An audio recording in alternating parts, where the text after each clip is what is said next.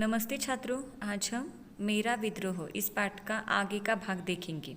जैसे कि पहले भाग में हमने देखा कि किस प्रकार से लेखिका जो है उन्होंने एक छोटे बच्चे के बाल मन की यहाँ पर इच्छा, आकांक्षा, अपेक्षाओं के बारे में बताया है और साथ ही साथ घर के परिवार में हमारे जो पिता हमारे मुख्य होते हैं उनकी महत्वाकांक्षाएं किस प्रकार से अपेक्षाएं बच्चों से होती हैं, तो उसका यहाँ पर वर्णन किया गया है।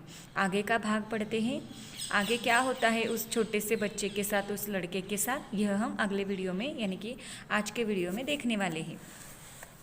एक बार पूरी क्लास पिकनिक पर जा रही थी। पिताजी ने मना किया। मेरे जिद करने पर माँ और पिताजी में भी झिकझिक होने लगी। मैं अड़ा ही रहा। परिणाम स्वरूप पहले समझाया, धमकाया और डांटा गया और सबसे आखिर में 2 चांटे लगाकर नालायक करार दिया गया। मैं बड़ा क्रोधित हुआ। नालायक यानी कि अयोग्य, ऐसा देखो, यानी कि उस लड़के को पिकनिक के लिए जाना था, पर पिता कैसे हैं, बहुत ही उनका स्वभाव जो है वो कैसा है, बहुत ही सख्त है। इसलिए उन्होंने क्या किया, उसे चांटे भी लगाए और उसे डराया, धमकाया भी।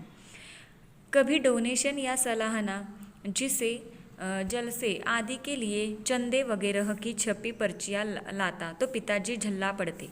1-2 रुपये देते भी तो मैं अड़ जाता कि बाकी लड़के 10-10, 20-20 रुपये लाते हैं, मैं क्यों 1-2 ही ले जाऊँ। मैंने इस बारे में माँ से बात की, पर माँ भी इसे फिजूल खर्चा मानती है। यानी कि देखो, स्कूल में देखो सैनिकों के लिए या फिर किसी अंध लोगों के लिए चंदा इकट्ठा किया जाता है, तो अगर उस लड़के को भी ऐसी पर्ची दी जाती थी तो उसके पिता क्या करते थे, उसे उस पर गुस्सा हो जाते थे और 1-2 रुपया ही देते थे, और माँ को भी ऐसा लगता है कि मानो ये फिजूल खर्चा है। रमन की वर्षागांठ की बात तो मैं कभी भूल ही नहीं सकता। वर्षागांठ यानी कि जन्मदिन। उसका जो दोस्त है रमन, उसका जन्मदिन था। सबसे पहले उसने मुझे ही बताया था कि अगले महीने उसकी वर्षागांठ है। मैं अंदर बाहर एकदम खुशी से किलकता घर पहुंचा था। मैं शायद रमन से भी ज़्यादा बेसब्री से उसकी वर्षागांठ का इंतज़ार कर रहा था, क्योंकि रमन ने अपनी वर्षागांठ की तैयारियों को जो चित्र खींचा था उसने मुझे पूरे 1 महीने से बेचैन कर रखा था। यानी कि देखो, उसका जो दोस्त है तो उसका जन्मदिन बहुत ही ज़ोरों शोरों से मनाने वाला था वो, और ये बात जब उसे चलती है उस लड़के को, तो वो भी क्या होता है, बेचैन हो जाता है और वो उस तारीख की यानी कि राह देखते रहता है। लेकिन उस दिन पिताजी ने मुझे एकदम डपट दिया। डपटना यानी कि राह यानी कि गुस्सा होना। नहीं जाना है। मैंने ज़ोर ज़ोर से लड़ना, जिद मचाना और रोना चिल्लाना शुरू कर दिया। गुस्से में पिताजी ने एक भरपूर थप्पड़ गालों पर जड़ दिया। गाल पर लाल निशान उभर आए। उस दिन पहली बार माँ ने मेरे गालों पर उंगलियां फेर रो पड़ी थी और पिताजी से लड़ पड़ी थी। पिताजी को भी शायद पछतावा हुआ था। माँ ने मेरा मुँह धुलाया, गाल पर दवा लगाई और बाजार से बिस्कुट का एक डिब्बा मंगाकर पिताजी के साथ रमन के घर भिजवा दिया। रमन के पापा दरवाजे पर ही मिल गए थे। खूब खुश होकर उन्होंने रमन को बुलाया। फिर उनकी दृष्टि गालों पर पड़ी। दृष्टि यानी कि नज़र। पिताजी जल्दी से बोले। आते आते सीढ़ियों से गिर गया, पर मैंने कहा, तुम्हारे दोस्त का जन्मदिन है तो ज़रूर जाओ। यानी कि देखो, अपने दोस्त के जन्मदिन पर जाना उस लड़के को बहुत ही अच्छा लगता था और वो सोचता रहा था कि कब उसका जन्मदिन आ जाए। वो खुद ही राह देख रहा था, और जब वो समय आ जाता है तो पापा क्या हो जाते हैं, पिताजी गुस्सा हो जाते हैं और उसे गुस्से में उसे गाल पर उसके थप्पड़ भी लगा देते हैं।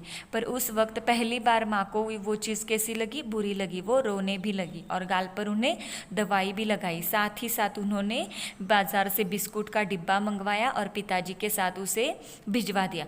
जब पिताजी रमन के घर पर लेकर आते हैं तो रमन के पिताजी दरवाजे पर ही खड़े हैं, और जैसे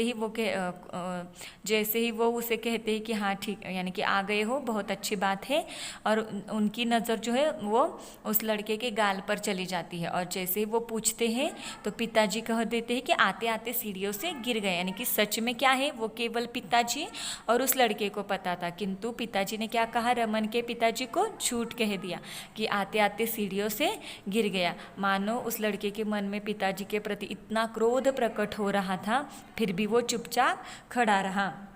यानी कि इससे हमें पता चलता है कि जिनके माँ बाप बहुत ही सख्त होते हैं, किंतु सख्त होना यह भी अनिवार्य है कि उनको ऐसा लगता है कि हमारे बच्चों ने कुछ ना कुछ तो ऐसा मुकाम हासिल करना चाहिए ताकि वह हमारे जैसे ना रहे, वो अच्छे से मेहनत करे, अच्छे से पढ़ाई करे, किसी अच्छे स्थान पर वो जाकर पहुँचे। तो यह उनकी तरफ से भी बहुत ही यानी कि बहुत ही अच्छा था।